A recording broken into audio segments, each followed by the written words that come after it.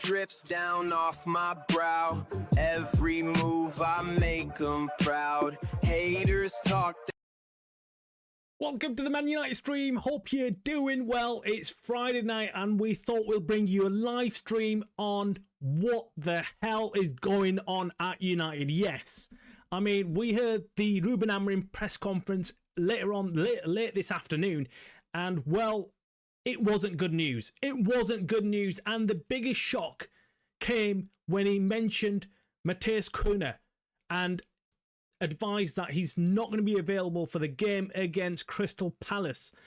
We were all in shock. No one expected this. What happened to just getting a minor knock and he's just, as a precautionary reasons, he was kept out of the game against Everton? What happened to all that?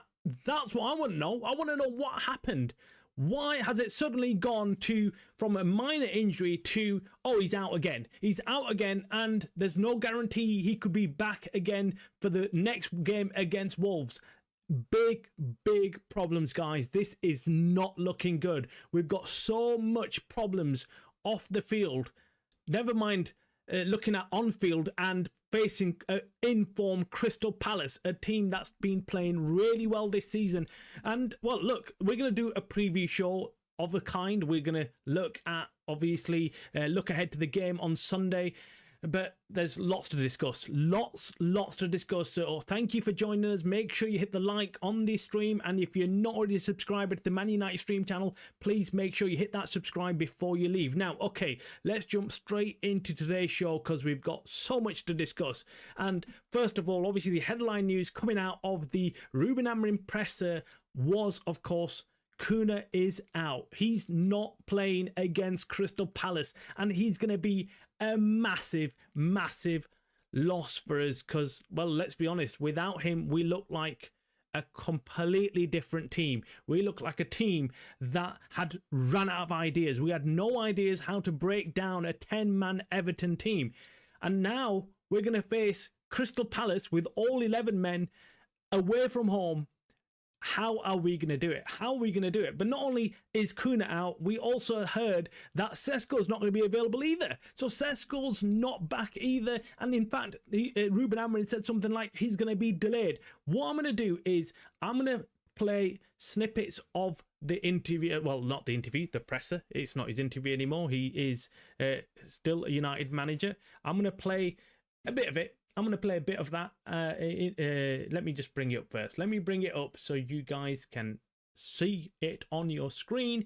And yeah, let's have a listen to it. Let's have a listen to it. You might have caught it. You might not have caught it. But I'm going to, yeah, we'll watch a bit of it. Not all of it. Not all 8 minutes because we haven't got that long to sit here and listen to Rúben Amorim face questions about things that we kind of already know, some of the things. But, of course, the major problem about Cuhna's injury and update was a shock. Anyway, let's go. I'll see if I can even find it.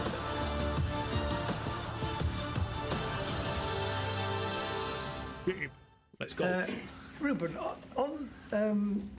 on Monday you spoke about your team being, you felt your team is still quite a long way from where you want it to be. Last year and during the summer, we took you at face value when you were saying the things about your team, but like this week you've had a whole week off and you're playing opponents who were away from home in Europe on Thursday night. Isn't this exactly the kind of game that Manchester United should be able to step into? Oh, what a dreadful question. What a killer question immediately. Oh God, I don't know what, I feel for him when he faces these kind of questions. I don't know who that is. I recognise the voice, but oh, you've been resting all week, and Crystal Palace have played in Europe, but you know you're expected to win this game, aren't you? And why? He's essentially saying, why the hell are you so crap? Why are you so crap when you're only playing one game a week? It's the same thing because last year we had to win every game all the time. And we took a lot of things, a lot of criticism, because we were not winning. So in our club, there is no excuses. About Europe, I already talked about Europe. And I said the same thing last year when we were in Europe. And I say the same thing this year. the advantage and the disadvantage of not being in Europe. So there is no excuses. Last year or this year, we have always to win games. Are you disappointed with where your team is now then, given... I think if I look at the games, we should have more points.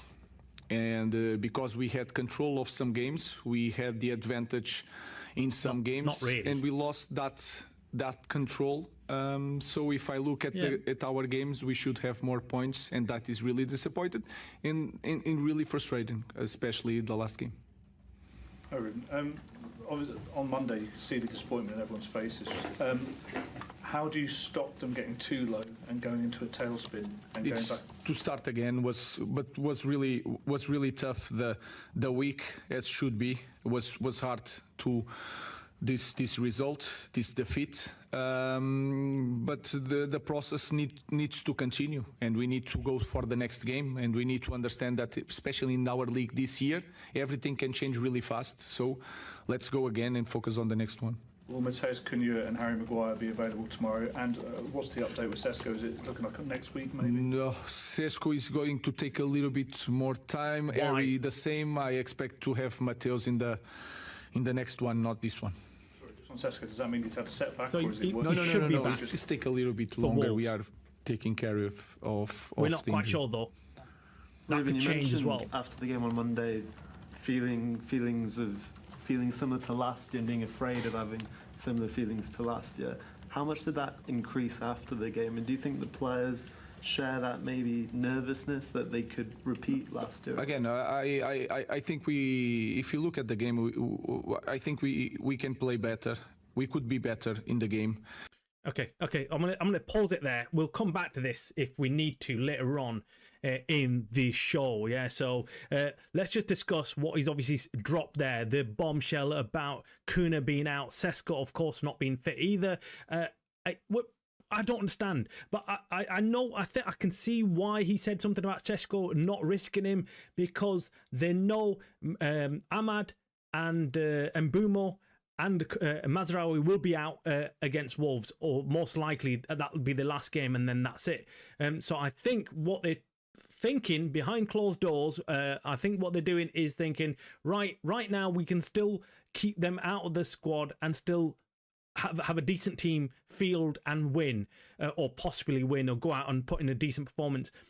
And they're thinking, what's the point of risking these players who have just come back from injury? Might as well hold on to them. And then when we really do need them, they are ready to go and they are fit. So Cuhna and Sesko can come back when Ahmad and Mbumo are not there for attacking options. So I think that's the thinking behind why they're being extra cautious for both players.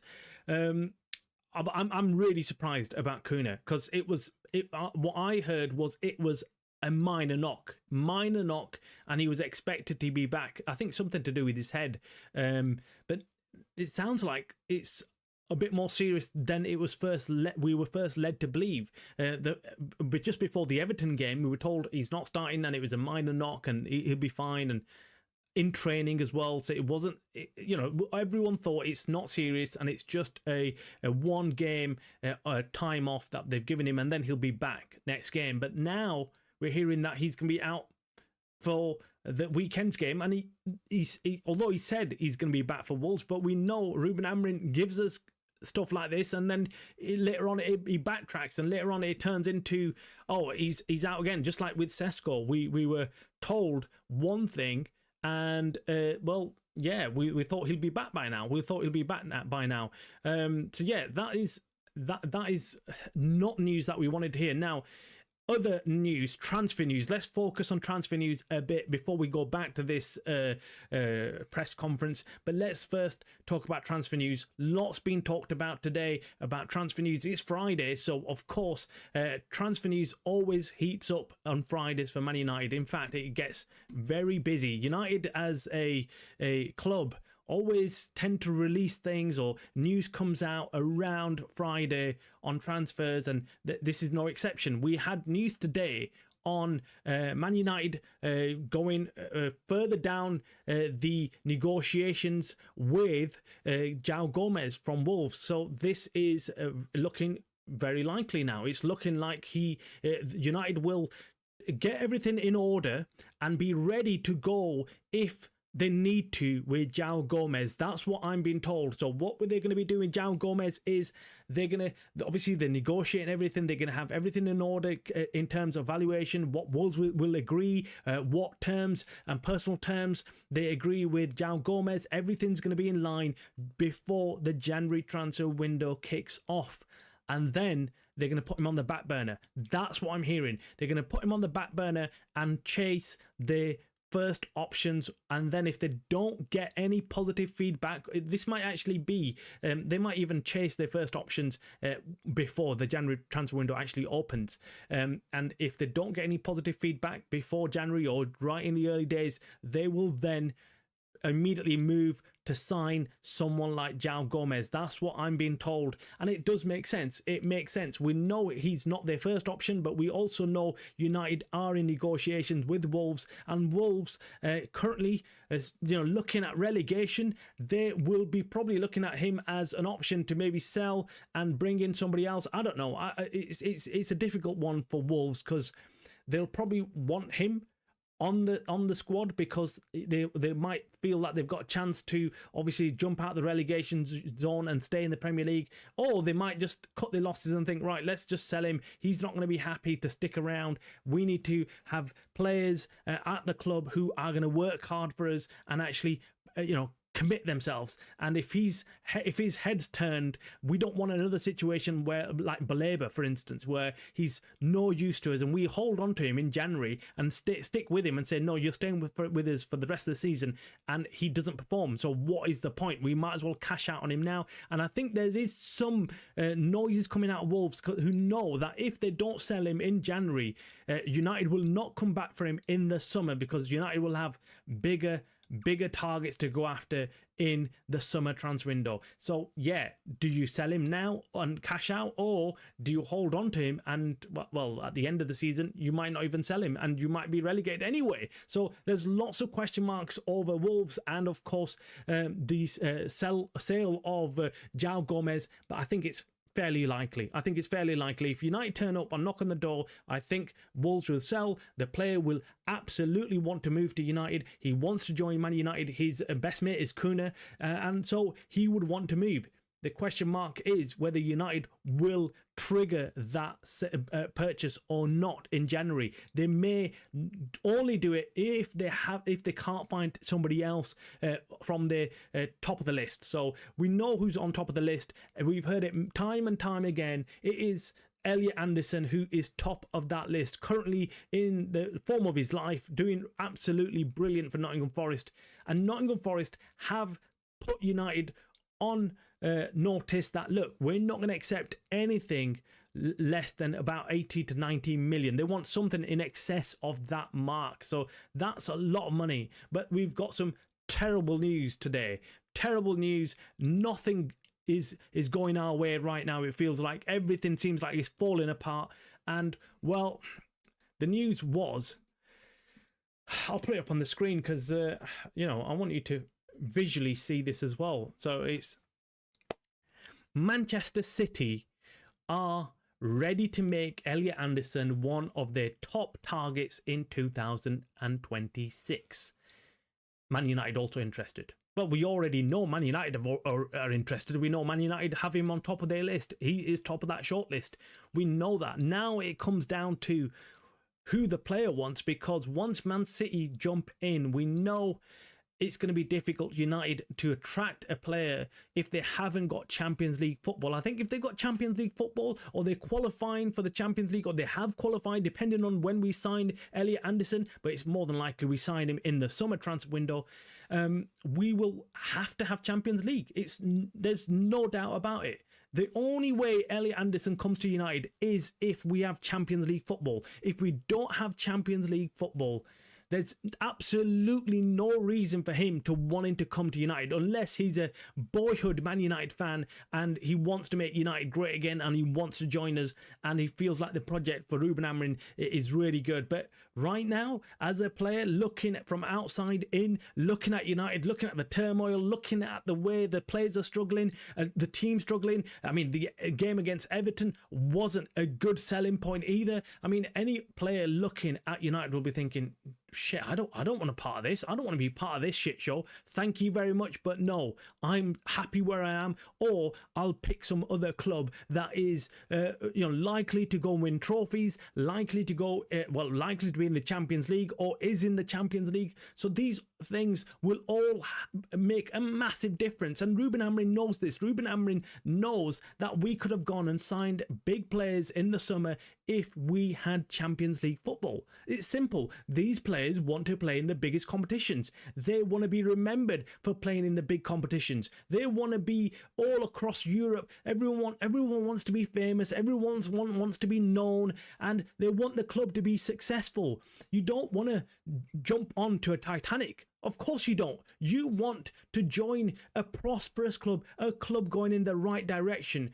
And you could argue Man United, no one knows whether they are going in the right direction or whether they're sinking. Right now, there's massive question marks over Rúben Amorim. There's massive question marks over his formation, what he's doing with the team, the players he's got, why he's playing some of them out of position, why he's not getting the best out of the players, because there's an argument to be had. There's an argument to be had about his man management and why he is not getting the best out of the players, and why is he not allowing other players like Man Utd to come in and show what he can do. And of course, the big question is, Bruno Fernandes. Why is he playing Bruno Fernandes in that centre mid position when it's clear he's not as good as when he's playing further up the pitch? Every Man United fan can agree that Bruno Fernandes playing in that position is being wasted. So, yeah, there's lots of question marks. And so as a player looking from outside in, you're thinking, do I really want to join Man United? Do I really want to be part of this setup right now, or do I wait and just go to a club that's a lot more steady, in a lot better position financially, not only financially but also steady when it comes to qualifying for the Champions League every year, and of course there's a potential of winning trophies. So Man City, I'm hearing Arsenal might jump in, and if Arsenal don't jump in, Chelsea certainly will be looking at him as well, because Chelsea have shown with their transfer recruitment strategy, this is what they're doing. They're doing what they've been doing is they've been signing young players, hoping that they'll become massive stars in the future, and then they can either sell them on for a lot more money, and if they hit jackpot on one of these players, that's it, it's all over, isn't it? And that's what they've done with Estavio. They've hit jackpot. He is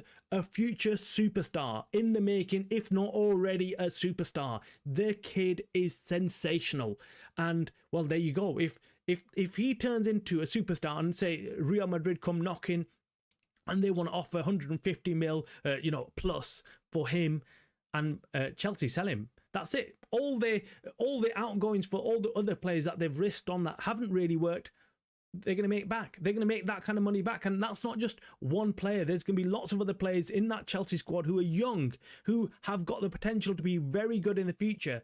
And yes, if a big club like Real Madrid or Barcelona or someone comes knocking and they sell him, they're going to make a lot of money. Now, talking about selling United, actually, there was some report going around yesterday about how United are one of the worst clubs when it comes to selling and making profit on players. So when you buy players and then when it comes to reselling them, we're the worst. We're one of the worst clubs in Europe or in the world, I think it was, to sell players and make a profit. I think who was top? I can't remember now. It was surprising who was top, actually. It was like PSG was there. I think it was Real Madrid, maybe. It may be Real Madrid. But either way, it just shows that United are incompetent when it comes to selling players or buying players at the right time. So they do need to change their transfer policy. They do need to go in and look at younger players. Now, talking about younger players, actually, there was some story going around yesterday that United are looking and monitoring a young star out in Brazil, and he's a 17-year-old playing for Santos, Rubinho Jr. Now, Rubinho Jr. is a very, very highly regarded player, and everyone's talking about him. Everyone's talking about him. United are looking at him. It's a nothing story, isn't it, really? I mean, let's be honest. Yes, there'll be about 50 clubs looking at him right now. Whether United actually make the move or not, I'm not quite sure. I didn't really think it deserved a whole show on it. I mean, I didn't want to kind of spend much time discussing it, knowing that look, it's nothing concrete there. We don't know whether it's happening or not. All we know is that United are looking at this player, and that's fine. But the some positive news. Let's focus on a little bit of positive news. We have got news on a young academy player joining up with the first team at United, and of course it is JJ Gabriel. I mean, you've probably heard this name mentioned so many times in the past couple of months, and this kid is highly, highly regarded. Someone that everyone who's watched him play has said he will become a first team player for United, because he's exciting, he's very skillful, very good with the ball, very technically gifted as well. So going forward, he could be a future star. But how many times have we heard that as well at United, when players like this come forward and then they don't really hit the heights that we all expect them to? I mean, Garnacho a couple of seasons ago was that player, wasn't it? He was the player that was meant to be world class. And of course, before that was Rashford, and we've also got Manu right now. I mean, it was really interesting. I heard someone say this yesterday, and I found it so interesting because I agreed 100% with it, which was that if Kobbie Mainoo was currently playing at any other club in the Premier League and he wasn't a Man United player, you know for a fact United would be dropping a cool 70-80 million to sign him. In fact, he'd be on our top of our shortlist right now. He would be a centred midfield player that we'd be looking at saying, oh my God, he's brilliant. He's the best player in the Premier League. We need to go and sign him. We need to get all our money together and go and sign him. Yet, what we're doing with Kobbie Mainoo is just simply letting him leave. We're just letting him leave. He's walking out the door and we're not stopping him. There's nobody stopping him. That is a huge problem for me, because I keep saying it. Yes, look, he's not currently in the form of his life. Yes, I accept that. Yes, he's not featured in a lot of games and he's not, doing wonders when he does come on. However, we've got to nurture the kid. He is a young kid who has got the basics to be a very, very good player. One of the best. His capacity, his composure on the ball is excellent. So just the basics he's got a very good first touch as well. I just feel, and in front of goal, he can score, man. He's scored some important goals for United at times when you need them clutch players, and he steps up. As a youngster, he's done that. So he is someone that I feel like, yes, he's not currently in the form of his life, but we need to keep hold of this guy. I really do think that. I really think we need to somehow keep hold of him, because he's going to be someone that we might regret selling. But anyway, JJ Gabriel stepping up to the first team training. Hopefully this means that he can, come good in the future. Hopefully, let's fingers crossed. We've got to just keep our fingers crossed that these players can progress and become top players in the future. Jim, welcome to the show. Hope you're doing well. Sorry for the surprise Friday show. I mean, I'm gonna on Friday nights. I'm gonna do Friday night shows instead, because I can then take in the day's news and of course listen to the presses from Rúben Amorim, and then we can take everything together and host a good show in the evening, rather than kind of giving you bit part news in the morning and then not having heard Rúben Amorim's press conference. And of course we would have missed the big news about Cuhna not being fit, and of course Sesko not being fit as well, and Harry Maguire. I mean, the list goes on, and it just feels like we need these players fit. We need them to be ready for these games. These games are going to come thick and fast now. There is no excuses. There are no, breaks anymore that we can give these players. This is the Premier League. Welcome to the Premier League. This is how it happens. I mean, we are going into a fixture list which is going to be thick and fast and furious, whatever you want to call it. And we need everyone 100% fit. 100% fit. So, I'm hoping that Sesko can get fit and ready because, look, we missed him. I wasn't expecting to say this, but we missed him against Everton. And I'm thinking if he was playing, maybe the result might have been different. Maybe. And of course, Cuhna was a massive miss for us because everyone's been talking about it since Monday night that Cuhna, what he does off the ball for United, no other player does. He links up play as well from the midfield to the strikers. He's that go-between. You see him drop in the midfield and then take that ball and bring it forward to the attacking positions, and that's why he's so important for United. And I'm telling you, I'm gutted. I mean, the only thing I was looking forward to on the weekend was, okay, look, it's going to be a hard game, but if we get Cuhna back, we've got a chance. We've got a chance if we get all our players back and they're ready to go. Now, it's looking even less likely that we're going to go and get a result. But do you know what? Crazier things have happened.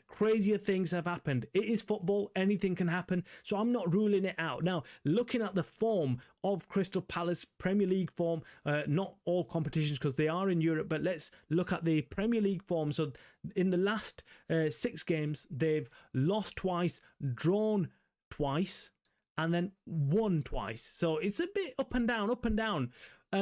Of course, for United's last 6, they have won 3, drawn 2, and lost 1. But it's kind of going from win, draw, and then the loss against Everton. So we're going kind of down. It's the wrong way. It's the wrong way, isn't it? It's the wrong way. We all accept. We started on a high and we've kind of gone petered down. And I'm hoping that it doesn't go to anything. We kind of go back up again. I mean, that would be nice to see. So a win is possible. We're playing against a 3 at the back with Crystal Palace as well.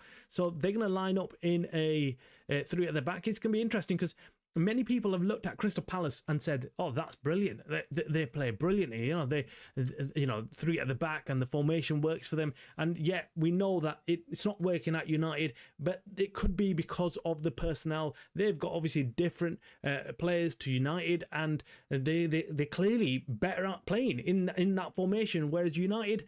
And United struggle to play in this formation. When I look at United, I feel like they do. I feel like if they went to a traditional 4-4-2 or something, or a 4-2-3-1, it would suit the players a lot better. Now, let's just look at the lineups. With Crystal Palace, goalkeeper Henderson, he's awful to play against. It's like he ups his game against United just out of spite. Of course, he is an ex-Man United player and he was allowed to leave. And I think he holds a huge grudge against United for that reason. Lecrao, Mark Gui, Richards, Munoz, Wharton, Kamada, Mitchell, Sarr, Mateta and Pino. So it's a very strong team. Obviously, they've got Mark Gui. We'll discuss Mark Gui as well because some crazy news has come out about him. Nothing to do with Man United, but I will still discuss it because it's quite dramatic news for the Premier League. And then we've got obviously Adam Wharton, someone who United have been looking at very carefully. And there's pundits, there's ex-Man United players. Roy Keane is saying go for Wharton. He's the one. He's saying forget everybody else. Go for Adam Wharton. He's the one who can make things happen. And then they've got Mateta, who scores for fun as well. Man United's possible lineup. These are possible lineups. So I'm just I was just going through them in my head. I was thinking, what lineups could we have? For us, I think it's going to be Senny Lemons, Yoro, De Ligt, Shaw, I think that's going to stay as it was. Mazraoui, again, I think he's going to start, even though he had a kind of poor game on against Everton, but we can allow him that because he's been fantastic. He's been fantastic for us since he signed. So, of course, he's coming back from injury. That's probably why he's still not 100% there, but that is, I still think once he's going to play, I think he'll be fine. He'll be fine. Casemiro, Fernandes, again, I think the midfield's not going to change. I think he's going to play Dalot. I think he's going to play Dalot ahead of Dogu.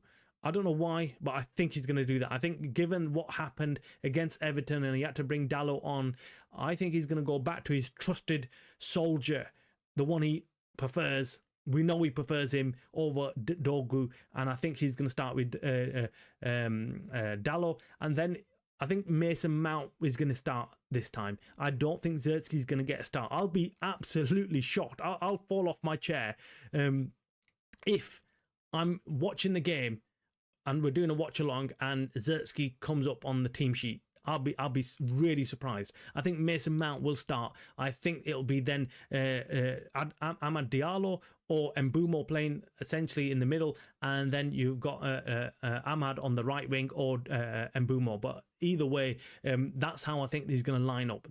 Or you might even have Mount as playing as the most central figure in the attack. Again, I'm not quite sure how he's going to do that, but I think that's my lineup.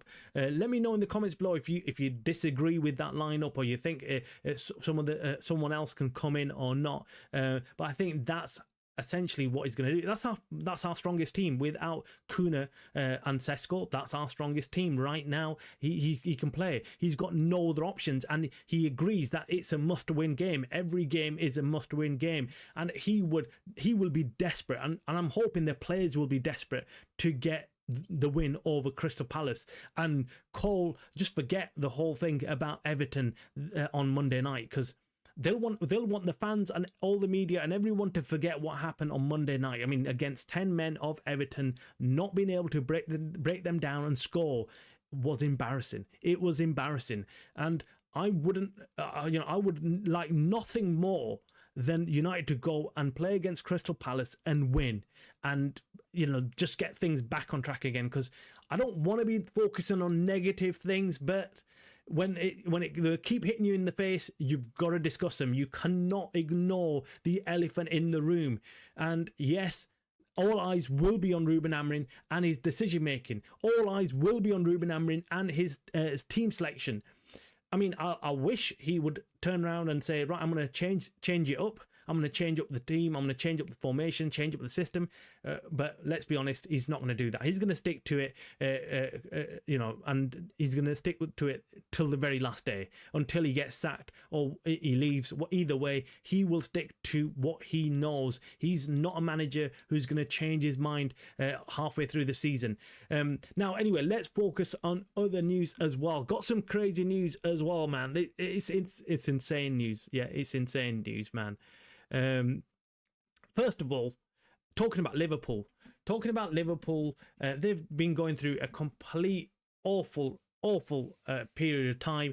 Their form has been worse than United, and that's the only happy point that we've got right now. Obviously, United have been playing poor, but it concerns Konate, the centre-back for Liverpool, and lots of Liverpool fans have been going absolutely crazy on Konate, saying he shouldn't be playing. We watched Jamie Carragher even kick off about it, saying he needs to be out. I do not want Konate in the team. He keeps on making mistakes, and Konate does look like something's wrong with him.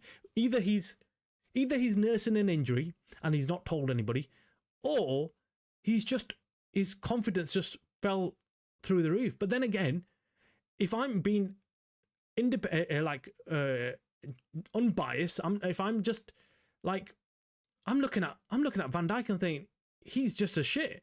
He's no better either. So those fans who are using Konate as a scapegoat need to take a long, hard look at themselves and see that, look, it's not just Konate. Number one, it's everything in defence. The whole defence is a complete shambles. Kerkez as well looks shit.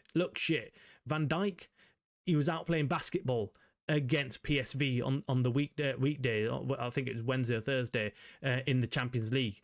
I mean, you saw that handball. What was going through his head? I have no idea. Anyway, so as a result of Liverpool's current form and how bad they've been playing, Real Madrid, who were set to sign Konate, there's all these talk about Konate being tapped up and he's going to be the next big signing for Liverpool, for Real Madrid. And it seems like they've pulled out of it now. We're getting news, and this is from a reliable source in Fabrizio Romano, and he's confirmed that Real Madrid have informed Liverpool that they won't proceed with the Konate deal for 2026. So they had him tapped up. Liverpool knew that Konate is going to go, hence why they were looking at Mark Guehi as an option. So after Konate on the shortlist for a long time, deal off, reports The Athletic. Konate still discussing new deal at United. Proposals on the table. No final decision yet. I mean, if I was him, I'd sign it quick time before they take that offer off the table, because I feel like Liverpool might just do that. I think Liverpool might think, oh shit, this guy's not going in the right direction. I think they might have put that offer forward for him not to join Real Madrid, but now Real Madrid have backed out of it. It looks very likely that Konate is going to stay at Liverpool. But the question is, why would Real Madrid back out of this deal right now? Why? Well, surprise, surprise, Real Madrid are going to go after Liverpool's first choice centre-back. So rather than signing Konate, they've pivoted and they're going to go after Mark Guehi. Now, I was hoping that we could possibly go in there and sign him. We genuinely was. I was thinking, I heard earlier this week that Liverpool had offered 25 million to sign him. Of course, he's a free agent end of this season, so Liverpool are going to get him on a free, but they'll free, or they'll just pay 25 million, I think, January, and buy him. Or they could buy him at the end of the season, for free. He'll join Liverpool. But now Real Madrid have said, wait there, forget Konate, let's go for Guehi instead. Sensational, absolutely crazy stuff. This is insane, man, insane. I mean, Liverpool must be livid right now. If this is actually something that goes on to finalise, and Mark Guehi, of course, if he chooses Real Madrid over Liverpool, my God, that's going to be crazy. Now, the question mark is still there whether Mark Guehi will pick Real Madrid over Liverpool, because I think he had his heart set on Liverpool. He did have his heart set on Liverpool, but things broke down. So he might be thinking, well, you should have come in for me earlier in the transfer window rather than leaving it right at the last minute, because you thought you had more leverage over Crystal Palace, because Crystal Palace knew that they were going to have to let Mark Guehi go or else face him leaving for nothing the next season or in the summer transfer window. And that's why we heard that Liverpool were saying, let's leave it right to the last minute, so Crystal Palace are forced to sell him. And let's be honest, Crystal Palace literally had sold him, apart from the last second where they stopped him from going to the medical and completely changed their mind and refused to sell him. So it was dramatic stuff. But this whole transfer of Mark Guehi keeps on giving more. It keeps on, and I'm sure there'll be lots more to happen. I mean, this is pretty crazy. Jim says, I'm worried about Palace on Sunday. Can't understand why a coach relies on players who let him down repeatedly. I know he's not good. He's not got enough players for Palace, but there's still one or two he could change. Yeah, look, I agree, Jim. The problem we've got is I'd love for him to, change things around. But we all know what's going to happen, don't we? We all know. We all sit here before a game and we all say the same thing. And rightly so. As fans, we say the same thing, which is, oh, he could do this, he could do that, he could tinker it here, he could change this, and boom, boom, boom, and he could actually get this team working.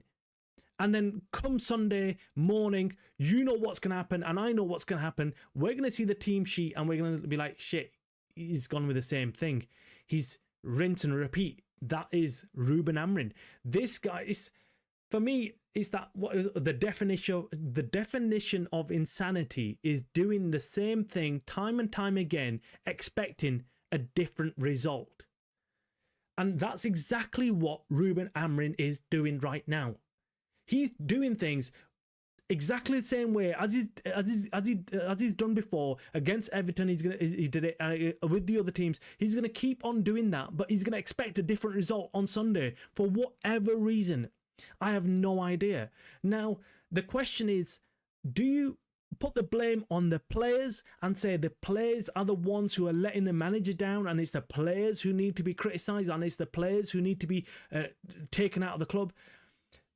And if you're looking at it from a completely objective point of view, yes, of course, the players are at fault. I mean, you have to be completely, clueless to not think that the players are the ones who are at fault.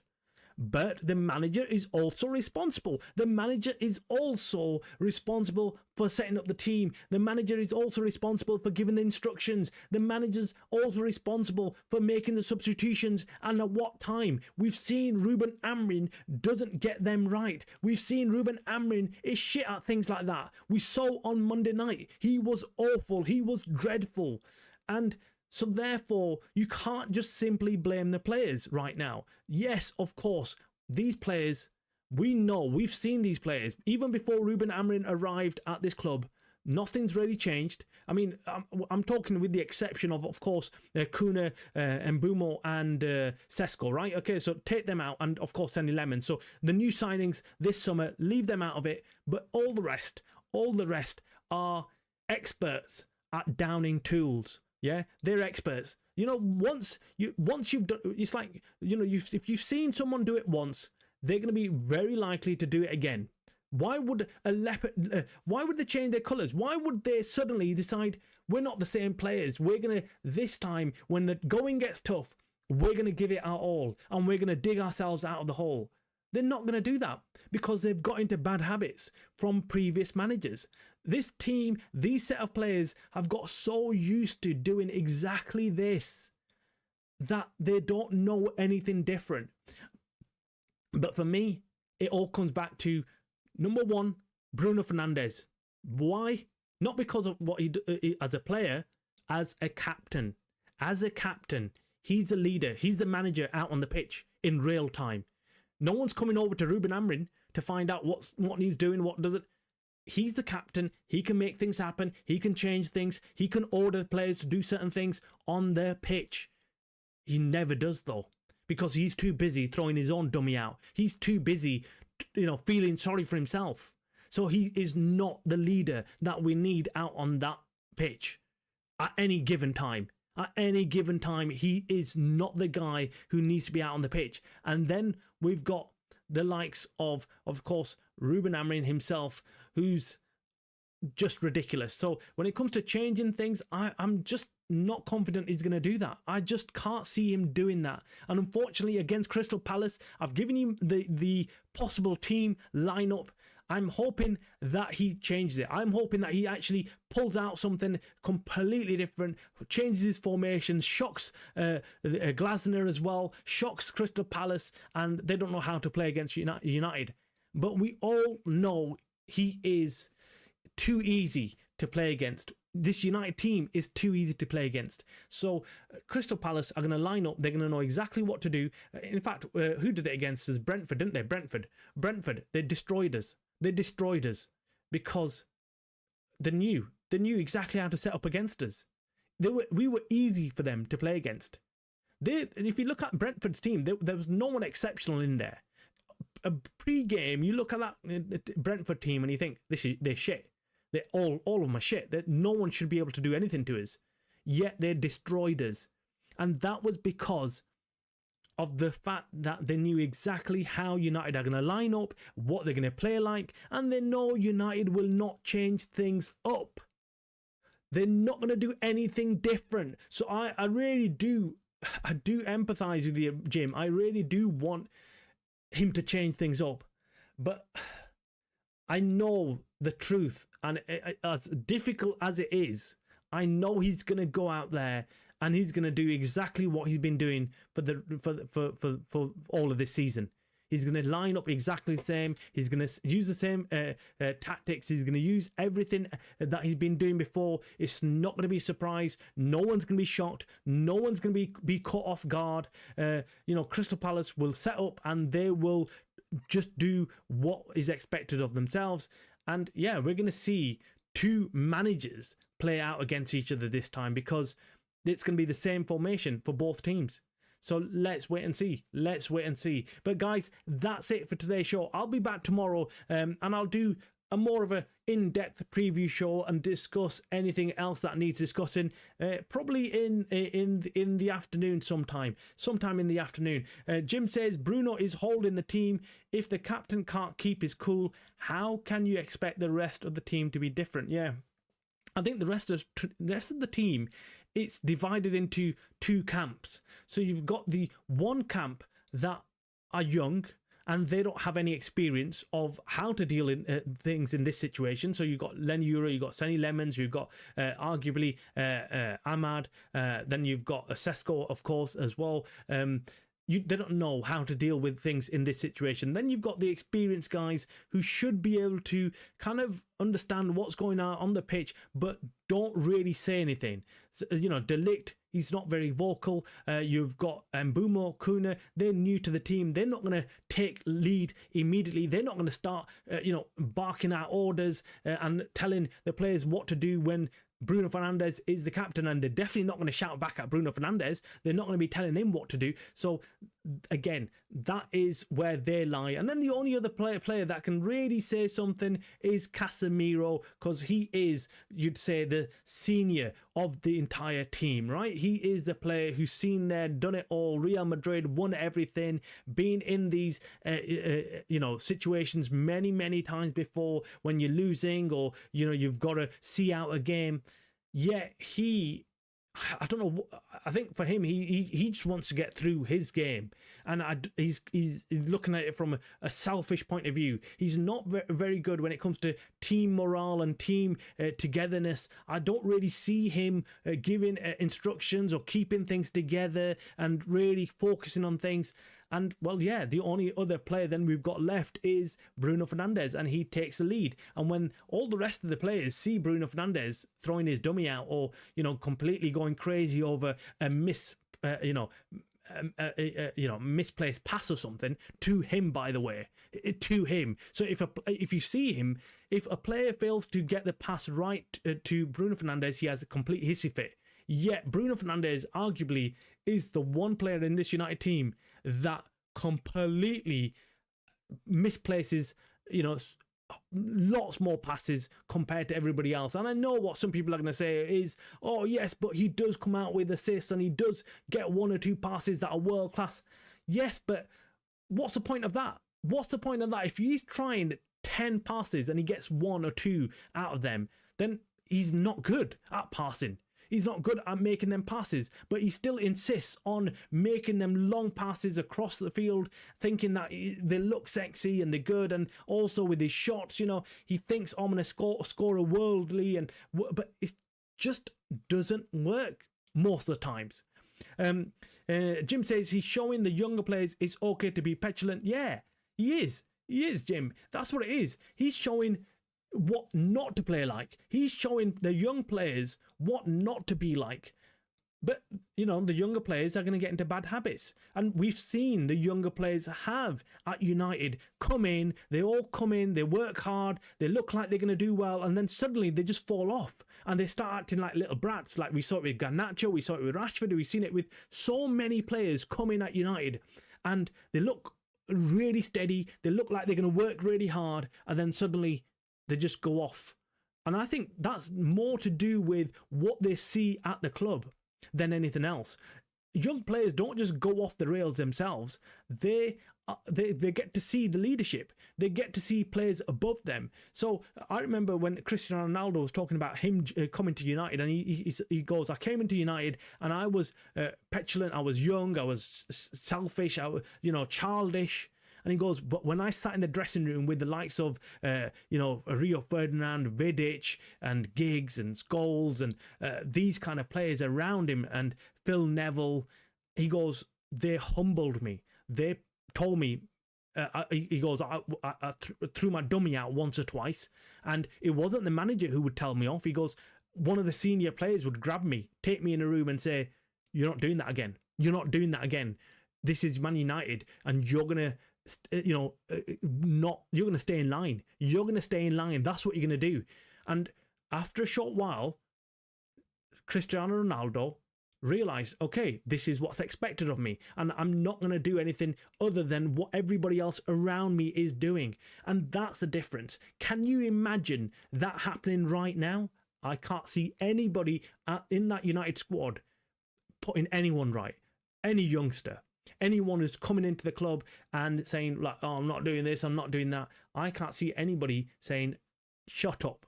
Respect the manager, respect the club, respect the badge, respect the fans. You're going to do whatever it takes to succeed at this club and make the club succeed. That's your job. I don't think anybody at United right now in this current squad does that. I think all of them are selfish. I think all of them are looking after the number one and themselves and making sure they keep themselves clean and out of trouble. And that's all they care about. Everyone is watching their own back. And that's what we've got at this club. And that stems from further up. Okay, so it's not just the players. I think it comes from the manager.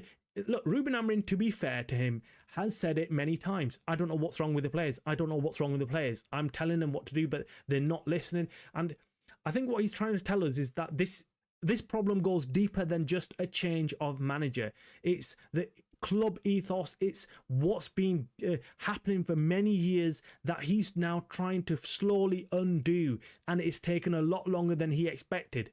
And we heard yesterday or today, this morning, we heard that there are rumours flying around, reports flying around that United are going to back Rúben Amorim once again in the summer and allow him to take out the rest of the players. I don't know whether that's true or not, because there's some reports coming out that they're not going to back him. They're not going to give him the funds that he's asking for. They're not going to buy the players that he wants to buy, because currently they are not sure whether he's going to stay as manager. So there's two conflicting reports, one saying that he's going to get backed and the other one saying he's not going to get backed. But no one really knows what's going to happen until we see the January transfer window, because that's going to be a huge telltale sign as to whether Rúben Amorim's going to still be getting the backing from the board, from Ineos, or whether Ineos are now having second thoughts about Rúben Amorim. And if they don't back him in the January transfer window and do not go out there and sign the players that he's asking for, well then, let's say come end of the season, I don't think Rúben Amorim will be here. That is it for today's show, guys. Thank you for everyone. Thanks for everyone who's hit the like button. Thank you for everyone who's subscribed. And if you haven't already, make sure you subscribe. We'll be back tomorrow. Thank you, Jim. Thank you, everybody. See you later.